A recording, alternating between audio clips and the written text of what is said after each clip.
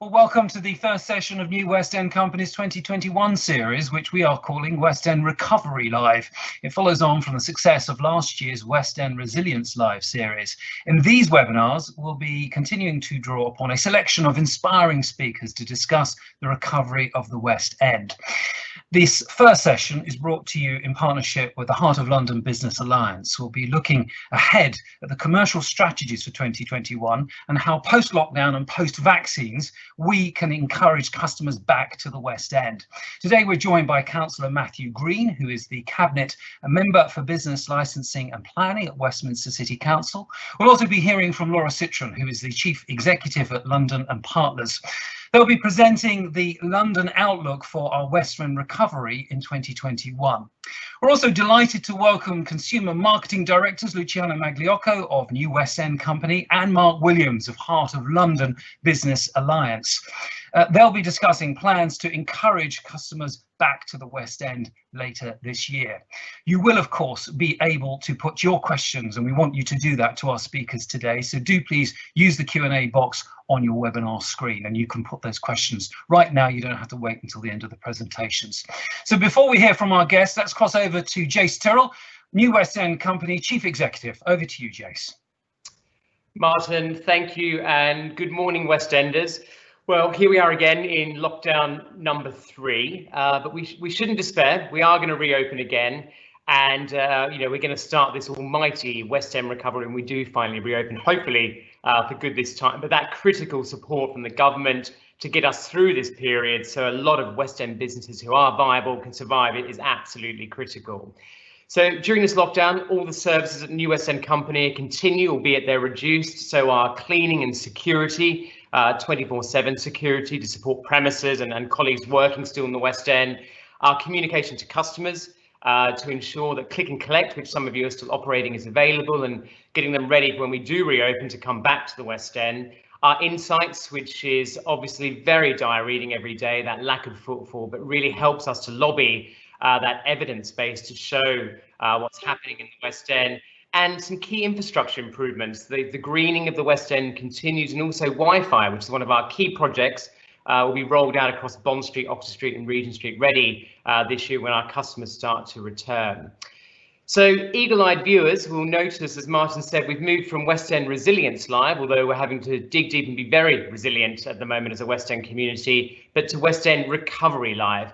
And really, it is an almighty task, a colossal task, with our partners at Westminster Council, with our members, to really start this West End recovery in the spring. And this week, New West End Company, we're launching our 5-year business plan. Every 5 years, we ask members to renew us, which is a government regulation. And that's really set out 5 years to get us back to 10 billion turnover in the next 5 years for the West End International Centre. But the next 2 years is a plan of action, of deliverable activity to help us recover and start to get our customers back, whether they're local or global, which is a theme of our discussion later this morning. But as we go into this year, our top 5 priorities, which were set by the board and agreed with our members at the back end of last year. Number 1, we want to see the Oxford Street Transformation Scheme, the 150 million commitment by Westminster Council, really get started this year at pace. And I'm sure our next speaker will have an update, hopefully, on some of that as well. We're going to continue on the business rates campaign with Heart of London, Business Alliance and other colleagues in central London and national. It's a broken model business rates, but we must have that continued relief beyond the 1st of April. That cliff edge is going to see a lot of viable West End businesses collapse, and that can't be the right answer, given the support that's been given and given how important the West End is to the UK economy. We want to see the Elizabeth line open. We were encouraged last week. We had a session with the new Transport Commissioner, Andy Byford. He's committed privately to perhaps an earlier date, even Christmas this year potentially, but it will definitely be in the first half of next year. And we're really holding him, the mayor, to task on that commitment. And also, we've got to keep campaigning on reversing that decision to abolish tax-free shopping. We know how damaging this is going to be for our international standing. And watch out for the 22nd of February, when the judicial review in the High Court will be heard, and we'll be responding to that and working towards the budget on the 3rd of March to make representations and continue to push on your behalf. The final focus for us is around how we present our district. Those that have been in the West End will see there's a lot more empty units. It's heartbreaking some of the closures we've heard about in the last couple of weeks, Topshop and Debenhams and others, but there's a huge opportunity to also repurpose the West End coming out of COVID. We're looking at a 30% empty void zone in the West End. This is a number, I've never seen. I've worked in the West End almost 20 years, and it's really disheartening and sobering to see this. So it's going to require us working with Westminster Council, all of you, our members and partners, London and partners who are on this call, to how we can present our district, encourage our customers back, and a programme of activation and animation, which is the topic today. So please get in touch with any one of the team at New West End Company if you'd like further support, both in the immediate period through this lockdown, but also as we start our recovery together. Now, I'm delighted our first speaker today is Councillor Matthew Green. As Martin said, he is the Cabinet Member for Planning and, importantly, licensing, which is obviously a double side of the coin for us in terms of those two key areas, but also he's our Business Cabinet Member. He is the champion for bids and business and the West End. I don't think there's a day that goes by that Ros and I aren't on a phone call or a WhatsApp with Matthew, and he's been absolutely brilliant through the lockdown, supporting you, our members, unblocking issues, and also thinking really hard about our recovery strategy together. So really pleased he's found the time to join us this morning, and delighted, Matthew, to hand over to you. The virtual floor is yours. Thank you.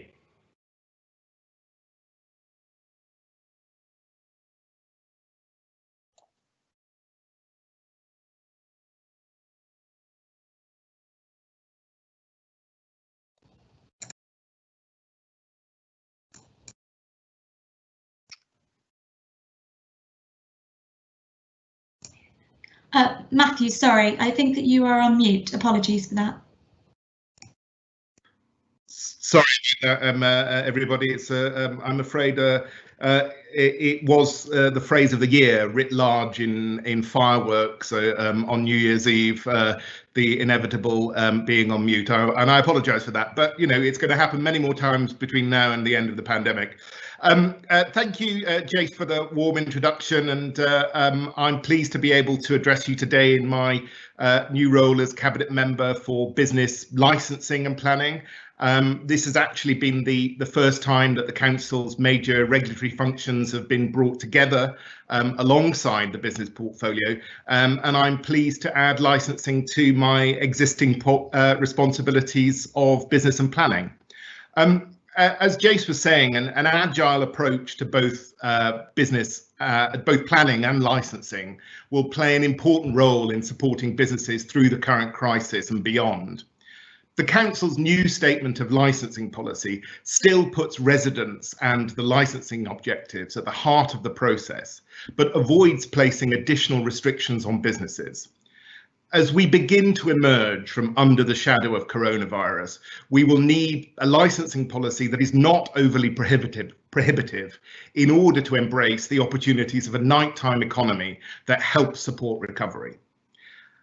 I've done a number of presentations now on the Council's support to the recovery of the West End. My manner and disposition tends to oscillate wildly from confidence to calamity. 6 weeks ago, I spoke to a similar webinar organised by the WPA. Then my mood was one of unadulterated delight. Retail and hospitality have reopened. The Council's winter alfresco dining schemes were helping pubs and restaurants to continue trading in Tier 2. Tier 2, remember Tier 2? And the MHRA had just approved the Pfizer vaccine. Less than 2 months later, I'm a little less sanguine, but still hopeful that working together, the Council, our partners, and the West End's businesses themselves can respond to the challenges that we all face, and that we can together find a jointly agreed route to recovery. But this route needs to be much more than simply going back to normal. While I think we're all craving normality at the moment, a regressive response would be to surrender potentially the greatest opportunity we have ever had to reinvent the West End. We don't need a back to normal solution. We need a forward to preeminence solution. So how can we achieve that? I think the first thing that we have to recognise is that coronavirus didn't bring about the need to transform central London's consumer economy. It just accelerated it at a pace that no one could ever have expected. Even if COVID had never happened, we would have seen the GVA of the Oxford Street district shrink by as much as 8% by 2030, with a potential loss of 18,000 jobs. And if we go back to normal, the impact will be even worse. By not introducing significant transformative measures to revolutionise retail, leisure and hospitality in the West End, we could see the economic output, footfall and employment levels reduced by as much as a third. So we'd better get on and do something then. COVID has taught the council how to work quickly, collaboratively and experimentally. Measures to support businesses such as temporary pavement extensions, cycle lanes, timed closures and alfresco dining schemes involve bringing together different parts of the council that weren't always used to working together. They were also the result of an unprecedented level of collaboration with partners, including NWEC, including Cllr, and I'm pleased and proud at how well we've worked together over the past few months. As Jace rightly said, there's not a day goes by where we're not in contact. These measures were rolled out rapidly, but more importantly, they were rolled back in again just as promptly in those cases where we weren't getting the results we'd hoped for or where we'd simply got it wrong. And yes, I said it, we got some things wrong. And I'm sure that on the road to recovery, there'll be plenty more missteps. Getting over this fear of making mistakes has allowed us to broaden our thinking. Fail fast and often is the watchword of the lean startup movement. And I'm confident that we'll have many more successes than failures. And I'm certainly not taking the often part of the adage too much to heart. Indeed, I hope that our failures are infrequent when there are 500,000 jobs at stake. Nevertheless, it is only by taking risks that we will move forward to preeminence. If we play it safe, the best we can hope for is back to normal. So what is the council doing? Well, first of all, through our new city plan, we're promoting a wide mix of commercial uses to support the West End's role as a retail, employment and cultural hub, as well as a centre for our visitor, evening and nighttime economies. With the changes to the use classes order and the introduction of Class E, this ambition is further enhanced. Class E gives businesses the opportunity to make flexible use of their premises and fosters the tractability that will be needed and will be absolutely vital to respond to the crisis. Just last week, an application came before the licensing committee for a new restaurant in the former Oliver Sweeney menswear store on Henrietta Street. To turn the shop into a restaurant required no planning permission, just a licensing submission. The council's new licensing policy supports the granting of new licenses to food-led premises and cultural venues, provided that sufficient conditions and controls to protect residential amenity are in place. I expect to see many more applications that will see shops turned into restaurants or deliver a mixture of retail, culture and hospitality in a single location. The council is also working with NWEC and landowners to address the issues of voids across West End. As Jace just said, it's an unprecedented challenge. We've already collaborated on a series of vinyls across the Oxford Street district aimed at dressing the empty units in an eye-catching and engaging way. But we're moving beyond that into a full pop-up activation strategy, working with our network of entrepreneurs looking to start up or scale up their businesses. We're pleased to have identified a number of supported landowners willing to offer flexible use of space that would otherwise be empty.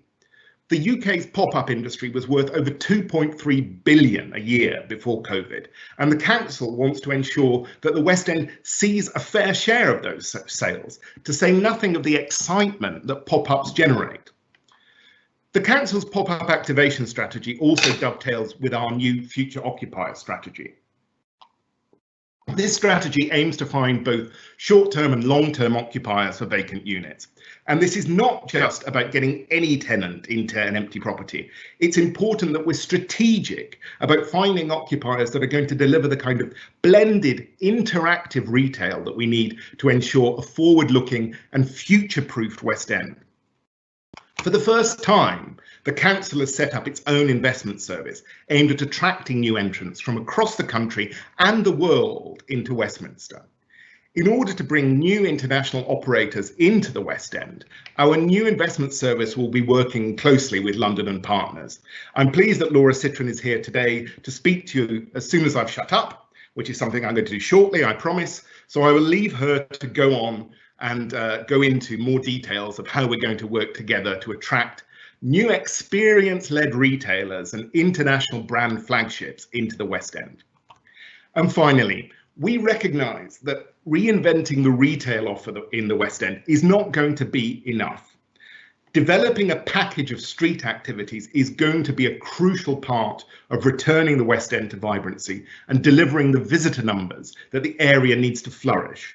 Again, the council is working with partners such as NWEC and Cllr on an animation strategy that will see footfall return, not just back to normal, but given the level of our shared ambition, hopefully soaring to new heights. We've already started work on some concrete proposals for temporary attractions as part of our Oxford Street District programme. I can't go into details yet, but plans will be revealed shortly. All I can tell you is that it will be the pinnacle of achievement. It's always darkest before the dawn, and while I realise that the past few weeks haven't given any of us cause for optimism, I know that by working together, including with many of the partners gathered here on this webinar, and by being ambitious, we can deliver the innovative, sustainable West End that we all want to see. Thank you.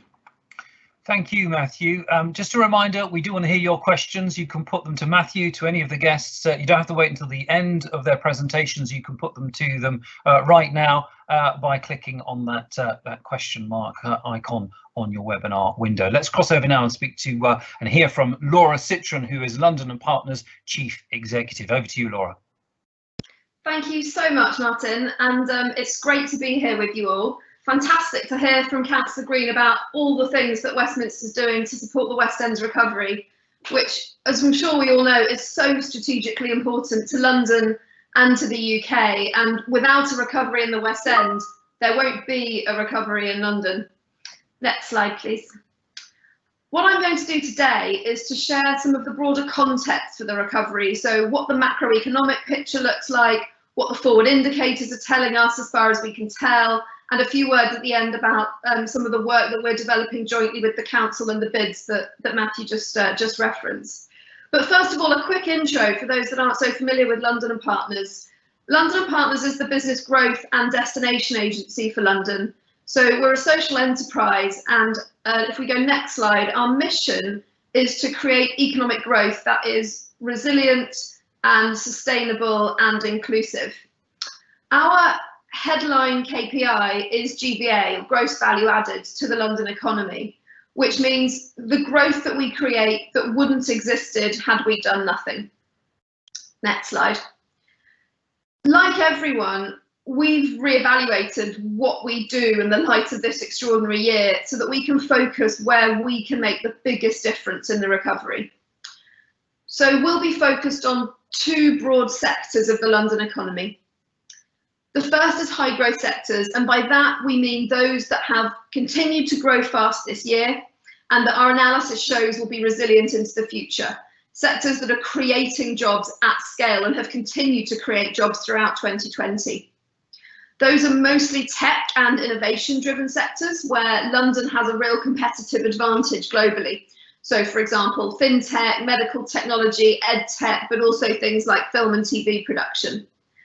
And these sectors are really important to the West End because they are commercial occupiers and they also drive prosperity for Londoners.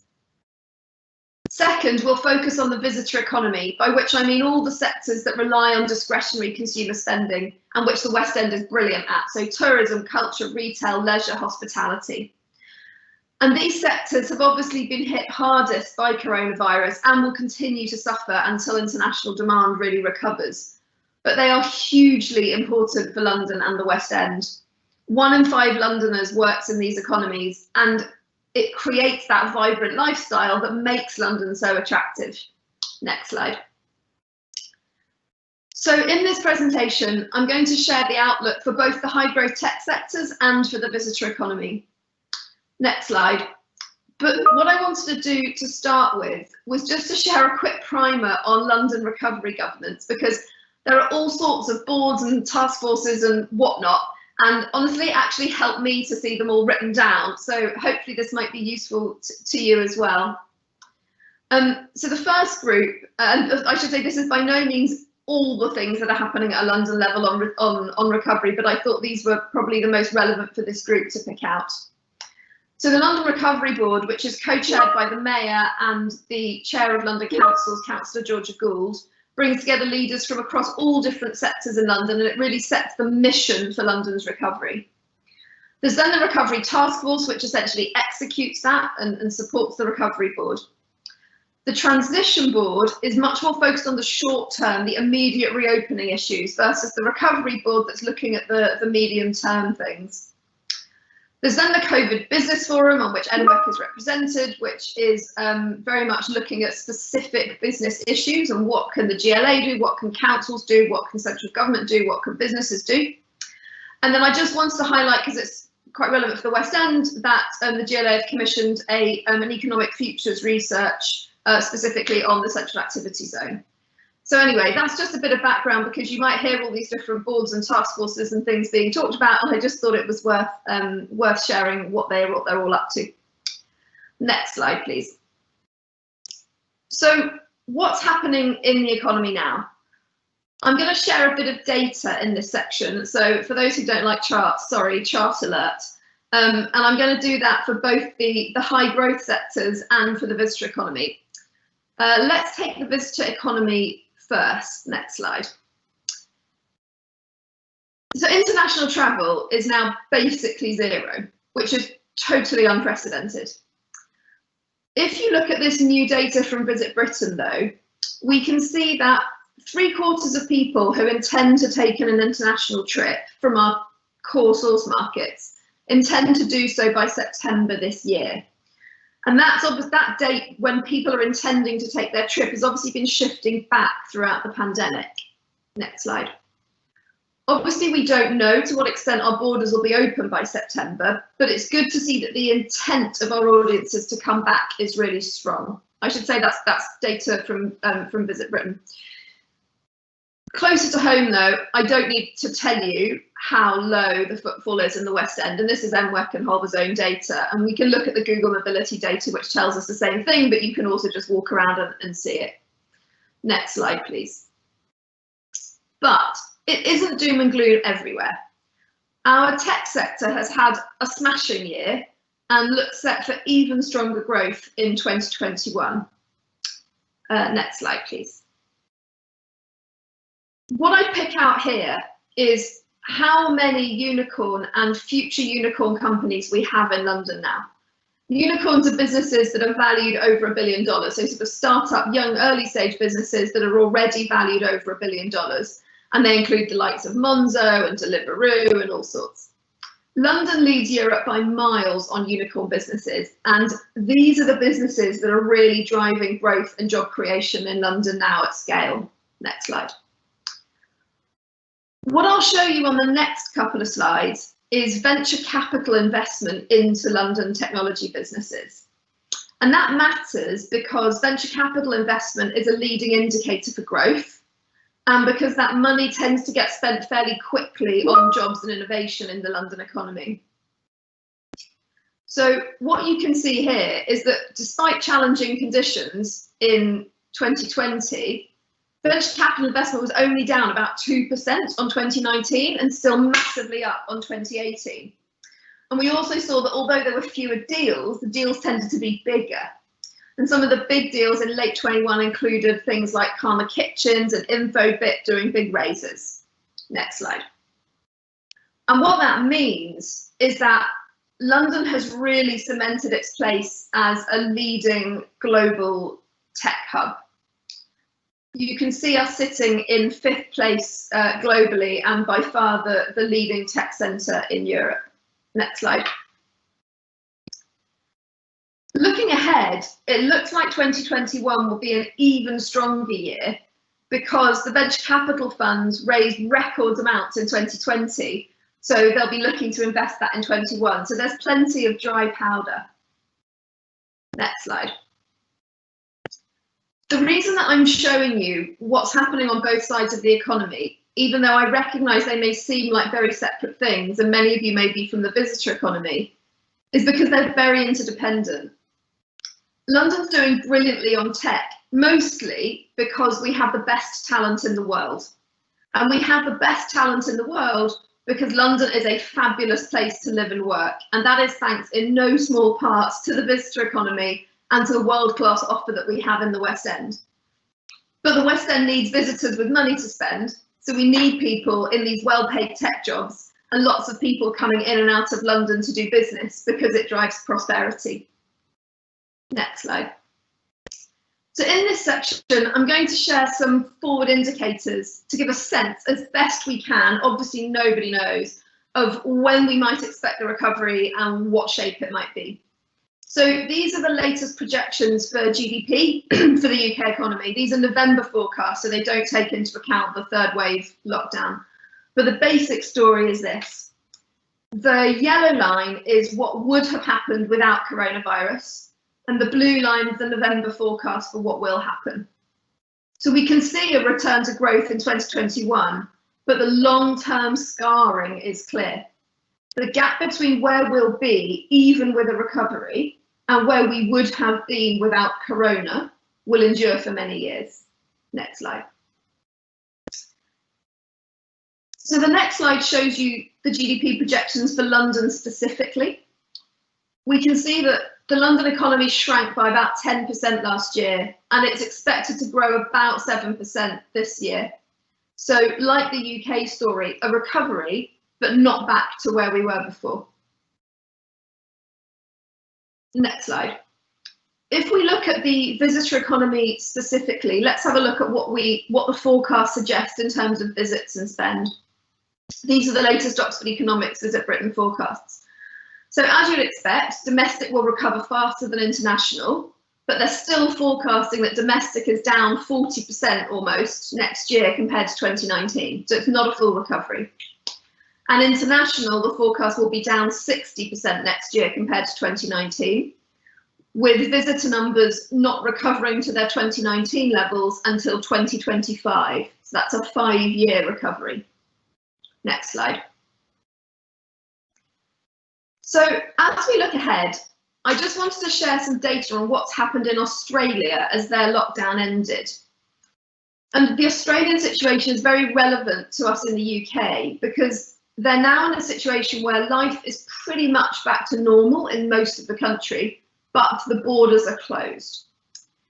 If the rollout of the vaccine in the UK continues at the rate it's going, we may end up in a similar situation by the end of the summer, where most of our population is vaccinated, so social distancing restrictions can be lifted, but most of the rest of the world isn't, so the international travel remains very restricted. In that scenario, what matters is how quickly domestic demand comes back, and that's why the Australian case is quite a useful one. So in Australia, they basically went into full lockdown end of September. Their cases dropped to around 20 a day. The lockdowns ended end of September, and they've pretty much lifted most of their restrictions now. The top two charts showing what happened to domestic air travel and to hotel bookings, and this is taken from Google data. I should say, obviously, they fly around a lot more than we do for their domestic travel because it's very big. But after 1 month, domestic air travel had basically normalised to pre-COVID levels, and hotels saw a surge. They ended the year well up year on year. Airbnb bookings were up 42% on their annual average, and restaurant bookings were up 60% year on year in December in Australia. So next slide. What we saw was that there was pent-up demand, and spend didn't just return to normal, it's actually been much stronger than normal. So let's all hope that we can follow in the Australian footsteps. So I've shared what's happening in the economy now, and as best we have them, the projections on what's coming next. That's all obviously the big picture macro stuff. So in the last few minutes, I just wanted to bring us back to the practicalities before you hear from Luciana and Mark. Next slide. I just wanted to first share an update on Because I'm a Londoner. This was the campaign that we ran together with New West End Company and Holber and a coalition of hundreds of London businesses from July to December last year. It aimed to increase footfall and spend by Londoners in London by reassuring them that it was a safe and responsible thing to do. And I know that this feels like a different world away, but lots of you were involved in the campaign. So I wanted to come back and share the good news that it was actually exceptionally effective. First of all, over half of Londoners recognised the campaign, and nearly half could remember it without even being prompted or shown it. Those are very high rates for a marketing campaign. Secondly, people really liked it, and on the right you can see how it compared to industry averages, tracking way above. Next slide. Third, lots of people actively engaged with it, with nearly 19 million engagements, clicking, liking, sharing.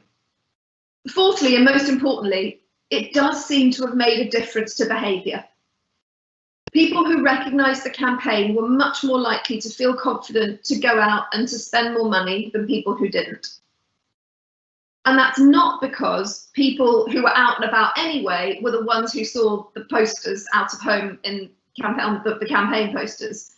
Nearly 90% of people recognised it from social media or from the media coverage, not from the outdoor posters. So a really effective campaign, and I put that down to a few things. We followed the consumer insights really carefully to tailor the message to the specific target audience of people who wanted to go out but were very worried and needed reassurance. The media targeting was very precise in the digital and social channels, and the London community did a brilliant job amplifying it. It really was a big team effort. Next slide. So a big thank you to everyone who took part. It did make a difference. And finally, a quick look ahead. In the last minute, I'll just share a little bit on the programme that Cllr mentioned that we're developing with Westminster City Council, with New West End Company, with Holber, and with many of the owners in the West End, with Matthew's support and leadership. Next slide. I won't share our full recovery strategy for London today because we're going to do that in March, but here's just a taster of this work that we're doing specifically in the West End. It's focused on a 3-year programme to bring innovative new occupiers to our empty retail, hospitality and leisure spaces. And it's really about refreshing the West End's world-class consumer offer so that it can be creating good growth for Westminster, for London and for the UK, with a particular focus on the really innovative international retail and hospitality operators, and on sustainability and inclusion-led brands in particular. If anyone would like to know more about it, please feel free to get in touch. So I hope that's been useful at setting the scene for the West End's recovery, and really looking forward to working with all of you, council and bids and businesses, as we go into 2021. Thanks, back to you, Martin. Thank you for that. Some really interesting stuff in there. Let's cross over now to Luciana from New West End Company to hear from you. Thank you, Martin, and good morning, everyone. As we move into our new bid term and focus our efforts on the West End's recovery, it goes without saying that marketing will play a pivotal role in our efforts to drive back customer demand and spend in your business. And as we work through the detail of our delivery programme in the background, which we hope to present to you in April, I wanted to take this opportunity to share our general direction of travel as we come out of lockdown. Over the next 18 months, it will be more critical than ever before to reignite the West End's wow factor, to drive customers into the West End and keep them coming back for more. With this in mind, our plans will be particularly centred around delivering exceptional customer experience. We hope to achieve this by investing in evolving our physical and digital platforms and our physical and digital offering. We will do this by working with our key partners, Westminster City Council, London and Partners, Heart of London and the Great Estates, to reimagine our landscape with a refreshed occupier mix, helping us cement our international status international centre status, and also future-proof the desirability of the West End. Alongside this, we hope to run a series of tactical and experiential activations that allow us to really showcase the West End's DNA and also bring our district back to life with lots of vibrancy and colour and interactive, engaging experiences. We will, of course, continue to run our customer marketing programmes, the West End Club and our By Appointment programme, working with you, our members, to offer exclusive content and personalised experiences that help drive loyalty, particularly among the local office workers, but also drive increased spend with our domestic and international markets. We will look to invest in more digital solutions that allow us to provide a seamless omni-channel experience for our customers, providing new services, which Gias alluded to, being Wi-Fi, and also concierge-led apps, which help our visitors engage with our district in a more meaningful and convenient way. Finally, we will continue to run our hard-working, always-on channels, those being our social media channels, our destination websites, offering our partners and our members a promotional platform to really shout about the fantastic offering that the West End has, all the great work that we are collaboratively working on together, and of course continue to raise our global profile so that we are continually front of mind for not only our workers in the local area and Londoners, but for international tourists as they plan to travel again in the next 5 years. I'm happy to take any questions or comments in the Q&A session directly to follow. Thank you.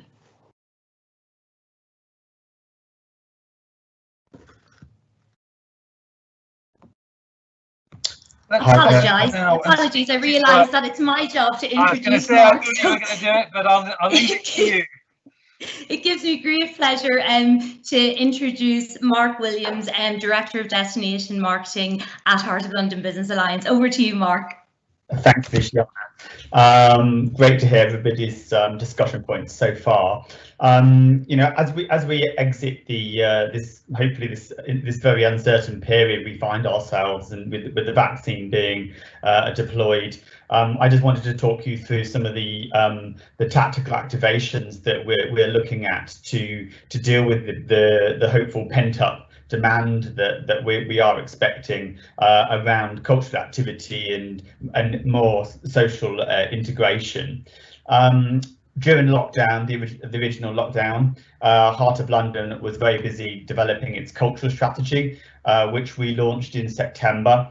It's very much morphed into something we're going to be using as a major lever to aid the recovery of our district. The document is a very tactical document, so we remapped our area, looking at the clusters of different cultural activity in the area, a framework for engagement, and most importantly, a plan for activation and animation event delivery, which we hope will really reinvigorate our area of the West End.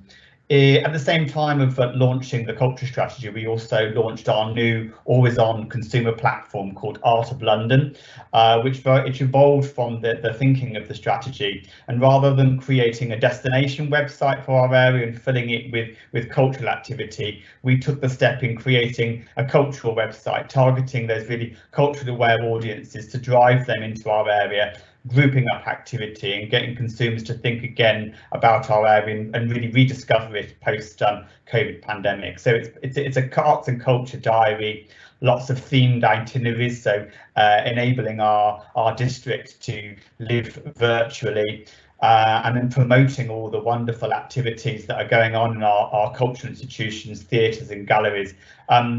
One thing that the COVID pandemic has really kind of sharpened our pencil on is our reliance on those cultural, the cultural ecosystem, and without it, what the West End might look like. So we're going to be promoting a lot of our Heart of London owned activity, whilst driving trade into hotels, retail and hospitality, celebrating art in all of its forms, There'll be lots of the marketing activity that surrounds that, with PR campaigns and media partnerships with the like of Time Out, Culture Trip and Evening Standard.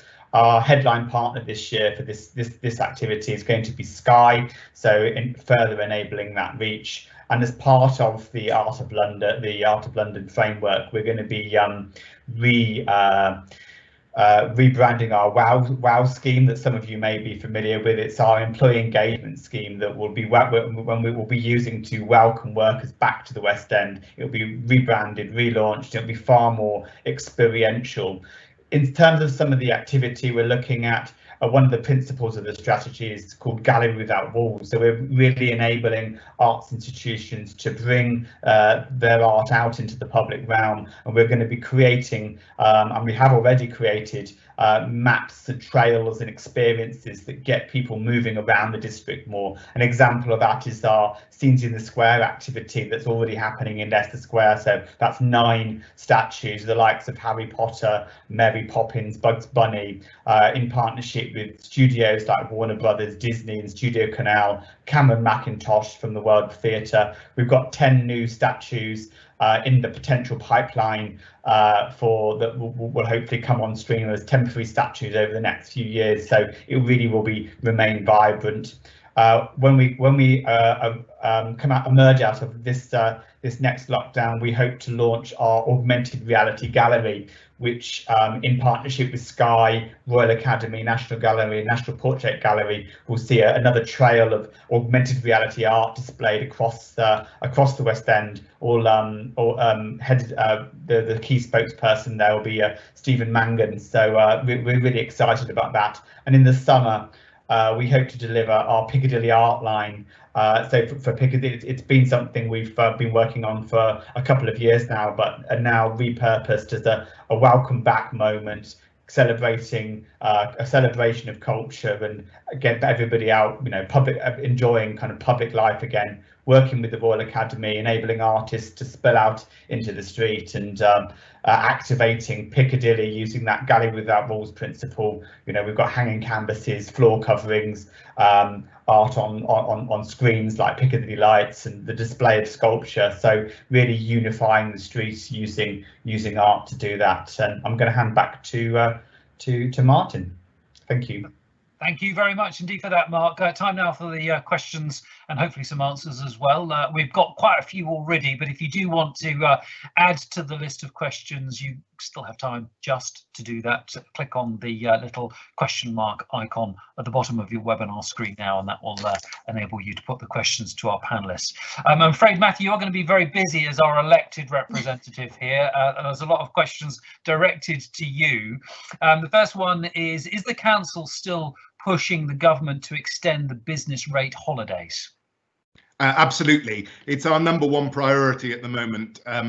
We think that it is important that this announcement be made well before the budget at the beginning of March. We recognise that businesses that haven't been able to have the Christmas that they wanted are now in a position where they may not be able to make it through the next few months unless there is light at the end of the tunnel in terms of a business rate holiday. Now that can be targeted to certain to those industries that need it most, but we are pushing the government on that, and we need an announcement sooner rather than later.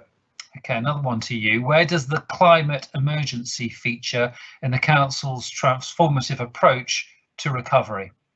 Well, the climate emergency goes through everything that we do in the council. That's why the leader of the council has taken direct responsibility for climate emergency under her portfolio. So, I mean, what already, as I think many of you know, we're in the process of introducing a new environment and sustainability supplementary planning document, which will mainstream climate emergency into planning. Since taking over in licensing, I've asked the licensing team to work up something similar, and also to get those two documents to dovetail together.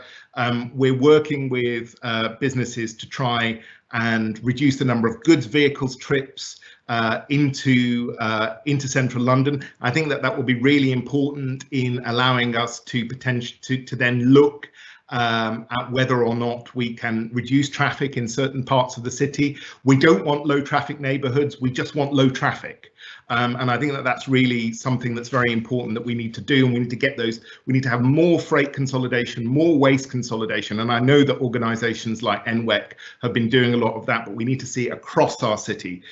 We also need to see, as part of the Oxford Street district, one of the things that we know is that when people come back to the offices and we hope that they do, and that data that Laura was showing from Australia shows that it does. They've come back in Shanghai, they've come back in Dubai as well. But what the people will want when they come back to offices is green spaces, high levels of air quality. And one of the things that we're doing as part of the Oxford Street district is we're going to be producing these new green lanes, this network of green routes that's going to link together those wonderful garden squares around Oxford Street with the parks that we have there. We want a spine of sustainable infrastructure as well to be really part of that new Oxford Street district. So really, climate emergency is mainstreamed into everything that we're doing as part of this recovery. Okay, thank you for that. Let's put this one to Luciana. What channels do we expect to be available to publicise events that stores may be innovating locally? It feels like we haven't had a uniform approach to this in the past. That's a question from Adam.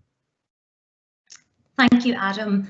Well, our always on channels are literally exactly for that purpose. They are always on promotional channels, and our website is there to promote the activity you're delivering in store, also to promote any of your seasonal campaigns, but also to shine the light on hero product that you want customers to travel into the West End to engage with and buy. And in terms of the platforms that we have available, given that each district has a very unique identity and has its own retail mix, we do have websites for each district. So we have the Bond Street website, the Oxford Street website, partners have the Regent Street website, Carnaby website, and these really are our key promotional channels for you to showcase what you're doing. And when we look into key campaign periods like Christmas and summer, we often run paid media programs, which means you also have the opportunity to be included in our media delivery. So whether that be a piece with Time Out or the Evening Standard, or the work we do with London and Partners on the Visit London website. So we can really tap into lots of those communication channels through our wider stakeholder network. Thank you very much for that. Back to you, I'm afraid, Matthew. What can you do to make the grant application process easier and selection process both more objective and transparent? Golly, I wish I personally could do more to make the grant process simpler. Unfortunately, we only administer the grant process on behalf of the government. It is unnecessarily labyrinthine and nebulous, and I recognise that. We have tried to tidy things up on our website to better explain to people at the moment. I've also tasked officers with coming up with a flow chart of how to better understand it, but it really is a very complicated one. In terms of the what we are encouraging all businesses to do is that we sent a letter to all businesses during the November lockdown, and it is conditional on for all grants that letter be returned. So if there is anybody listening to this webinar that has received a letter from the council asking them to fill in this form, which is a requirement placed on us by BASE, by government, they should return it as soon as possible, because not only does it unlock the grant for the November lockdown, it unlocks all the grants for tiers 2, 3, 4, and the current lockdown, plus the top-up grants that have been the government recently announced. In terms of the discretionary grants, where we as a council have set the criteria, we have tried to be as transparent as possible, and we have precisely copied the criteria, the advised criteria from the government. So we actually haven't used our discretion very much on the discretionary grants. That's because those grants were paid to Westminster on a per resident basis, not a per business basis.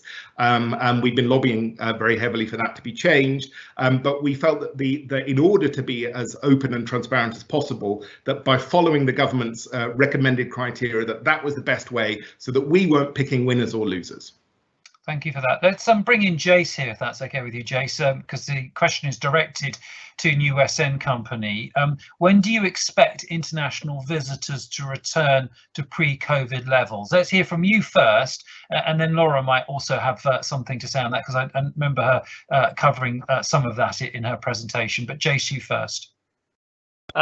Thank you, Martin. I think, look, crystal ball stuff is really difficult, and I think it is, with the vaccine, even the strategy's changed from last year, because actually we are an island nation, and if we close our borders, it's going to be very domestic. But the best scenarios, talking to Heathrow, our hotel partners in the West End, we don't expect any meaningful international travel until next year, 22. We might have some stuff now in Q4 calendar year this year. We thought it might be a bit earlier if we opened a bit earlier, but even this morning it looks like sort of an Easter opening, May for hospitality, which probably is the right thing to do. We want to open for good, we want to make sure we're not locking down again. But to be realistic on expectations, 22 for international, very much domestic this year. But I think what we're all looking at for 22 is an incredible year of activity. You've got the Platinum Jubilee, the BBC 100, Commonwealth Games in Birmingham, which a lot of people will come through London.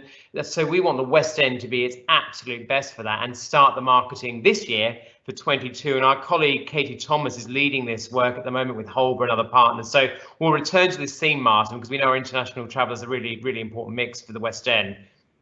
But Laura, you might have some more colour and insight to add to that as well.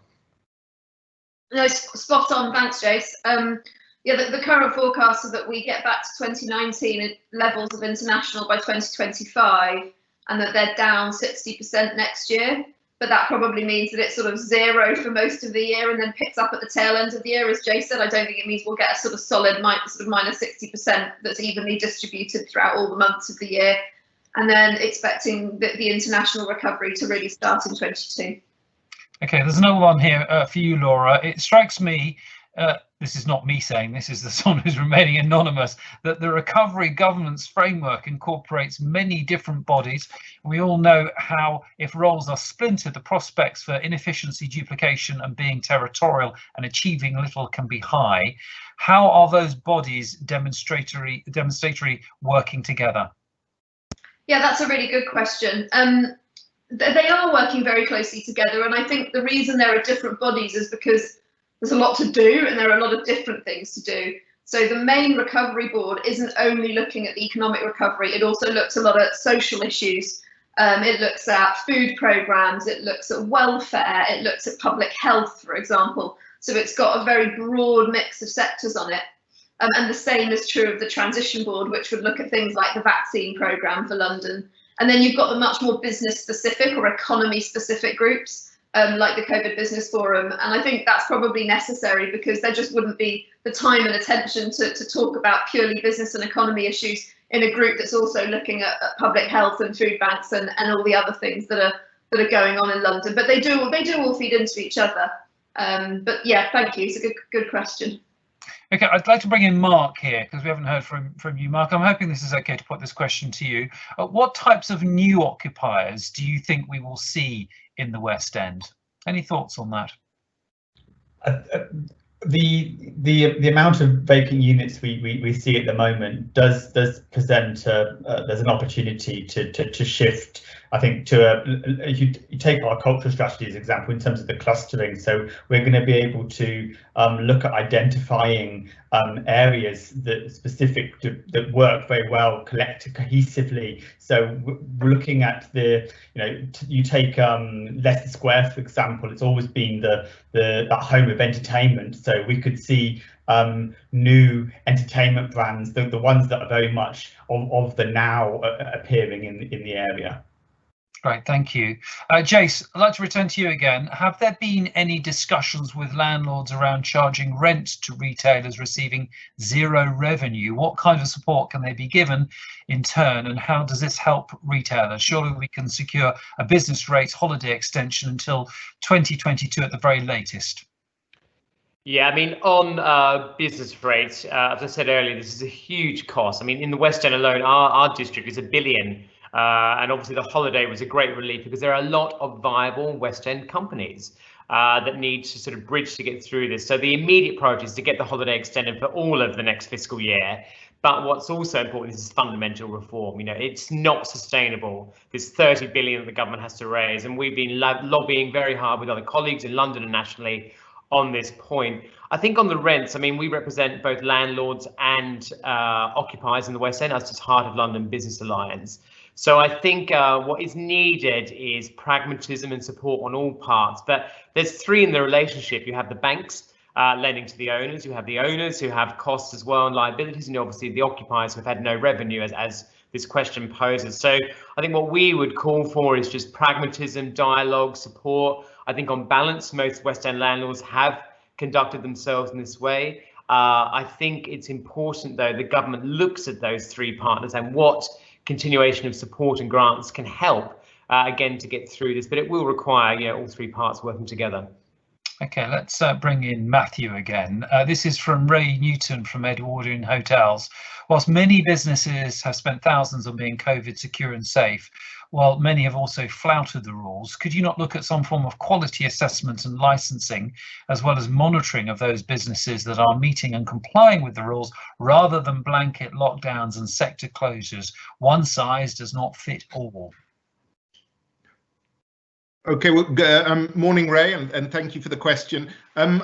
Certainly, we are playing a very active role. Our public protection teams are going around and trying to deal with premises that are flouting the rules. We had very recently a case on Edgware Road where there was a large gathering in a venue that we shut down. We had a case recently in all places in a barber's in Soho where they were holding a rave. So our staff have been very good at acting against the premises that are flouting the rules, and I understand. I mean, I think that businesses have invested a huge amount of money in making their premises COVID secure, and that's why obviously lockdown is something that is above our pay grade, above my pay grade. But we need to absolutely, the government needs to send out the correct message, because if it is reopening so-called non-essential retail, if it is reopening hospitality, it has to recognise the measures that the businesses have put in place to make their businesses COVID secure. It can't on the one hand say it's safe to go shopping and then change its mind a few weeks later or introduce different standards. I think that's one thing that the government has to recognise, is that investment that a great many well-meaning businesses have made. Thank you for that, Matthew. A rave and a barber's, that is one thing that will stick in my mind from this webinar. I shouldn't, of course, condone it, but it is good to know that Soho is sustaining its spirit of doing things differently. One last question, and this is to Jace. Is the tax-free shopping campaign still live and running, or is it a lost cause? Look, tax-free took us all by a massive surprise. I mean, you know, we thought for the last 2 years the government was looking to open it up to Europe. They obviously need to look at Brexit, and they had to make a change legally because of the change with the Brexit and the trade agreement. You know, we had found out on a Friday, and by Monday we galvanised a national campaign with a whole bunch of different sectors, regional cities, and other partners to really campaign on this. It was a guerrilla campaign. As an almighty effort, but it's a no. You know, we've been in front of Boris, we've been in front of Rishi on this. They appreciate and accept the economic impact, and they feel it's a risk worth taking. And politically, and without being flippant, it goes along the lines of, we would rather support a coffee shop in Birmingham than give a 20% tax break to Chinese tourists. And I'm being really simplistic to make the point. That doesn't mean we're not going to continue. I think we'd like to take stock with the JR, which is happening in February in the budget. I think it's going to take time for us to also show the impact, because actually there are no international visitors. So we've started already talking to partners around tracking Paris and other cities to see, when we do come out of this, the economic evidence base. But we do think it's an almighty own goal. We do think it will really disadvantage us globally as well. So we won't give up. We're going to take stock. We'll come back to partners in the next couple of months on what that campaign looks and feels like. But it's going to be a 2-year campaign. We had our advisors suggest to us that maybe it's a 30% chance. I would just like to ask Matthew, maybe he just wants to give 30 seconds on this as well, because the council have been hugely supportive on this. I know we're about to finish, Martin, but maybe just 30 seconds from Matthew on this. It has to be 30 seconds. You know what these politicians are like. Give them floor. We'll be here for another hour. Matthew, you've got 30 seconds. I could do it in less than that. I absolutely support everything that Jace has just said, and we'll continue to push government to reintroduce tax-free shopping.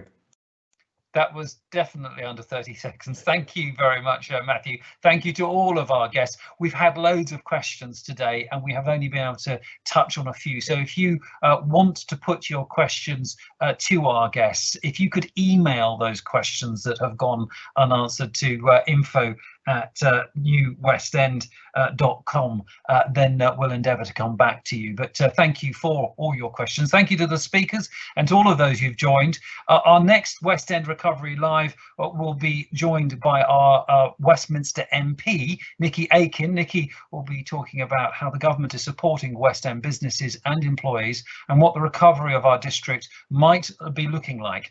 The invite for that will be going out in the next few weeks. We look forward to seeing you then. Until then, goodbye.